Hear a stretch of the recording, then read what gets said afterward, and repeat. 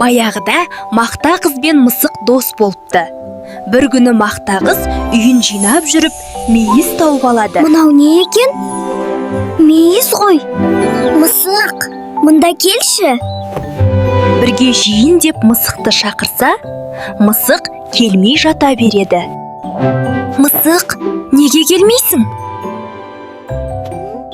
Қойшы, ерініп тұрмын. Жарайды, келмесең өзім жеймін.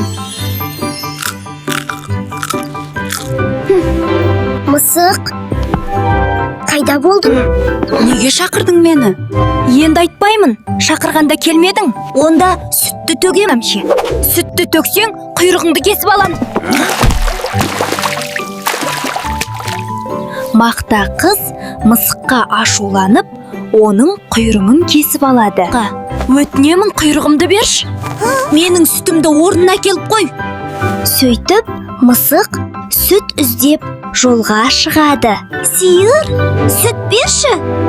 Сүт керек болса, маған жапырақ әкел. Ағаш, жапырақ берші.